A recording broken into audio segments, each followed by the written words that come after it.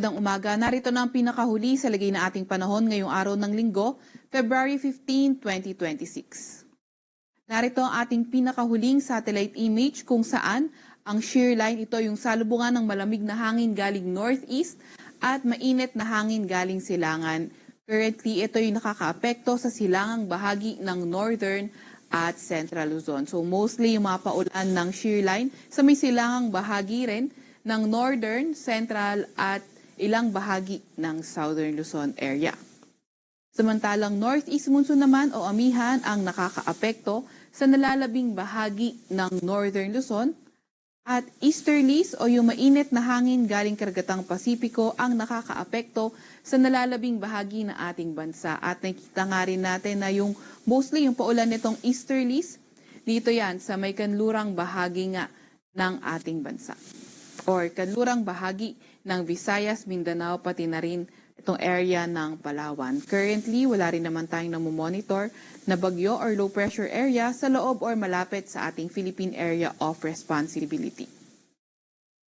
Para naman sa lagi na ating panahon ngayong araw, nakikita nga rin natin na itong shear line magdadala ng maulap na papawirin, mga kalat-kalat na pag-ulan, pagkidlat at pagkulog. Dito yan sa may Cagayan, Isabela, Aurora, Quezon, pati na rin sa may Rizal. Mas magandang panahon naman sa nalalabing bahagi ng Northern Luzon, particular na nga sa nalalabing bahagi ng Cagayan Valley, Cordillera Administrative Region, pati na rin sa may lugar ng Ilocos Region kung saan may tsansa lamang ng mga may hinang pag-ulan. Nakikita nga rin natin sa lugar ng Palawan, meron din tayong maulap na papawirin, mga kalat-kalat na pag-ulan, pagkidlat at pagkulog dala ng easterlies.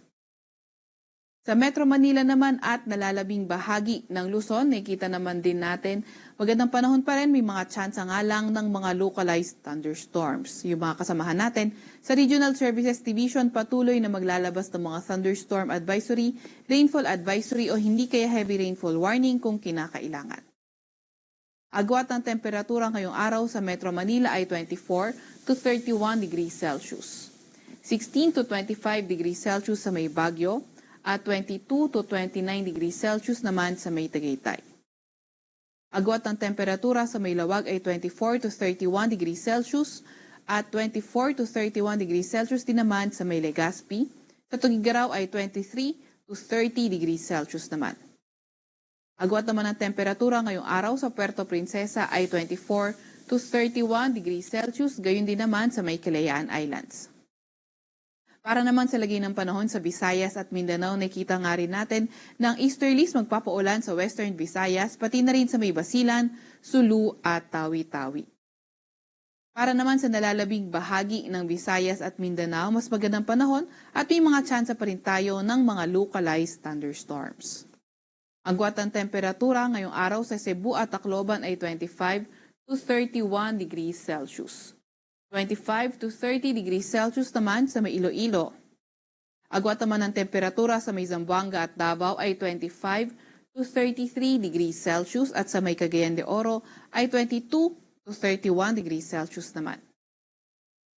Sa kasalukuyan, wala rin naman tayong nakataas na gale warning sa kahit anong dagat baybayin ng ating bansa. Para naman sa ating 4-day weather outlook, nakikita nga natin Monday until Tuesday, yung silangang bahagi ng Northern Luzon, posibleng maging maulan dahil yan sa epekto ng shear line. And during this time nga din, posibleng mas humina pa yung epekto ng amihan sa ating bansa. Gayun pa man, pagdating ng Wednesday to Thursday or Tuesday to Thursday rin, ay nakita nga rin natin na posibleng bumalik yung epekto ng amihan o northeast monsoon at malaking bahagi ng ating bansa yung maapektuhan. Scattered rain showers and thunderstorms sa may silangang bahagi rin ng Mindanao ay inaasahan. Sa Kalakhang, Maynila, ang araw ay sisikat ngayong 6:20 ng umaga at lulubog mamaya alas 6 ng gabi. Huwag magpapahuli sa update ng Pag-asa. I-follow at i-like ang aming X at Facebook account, DOST_Pag-asa. Mag-subscribe din sa aming YouTube channel, Pag-asa Weather Report. At para sa mas detalyadong impormasyon, bisitahin na aming website, pag-asa.dost.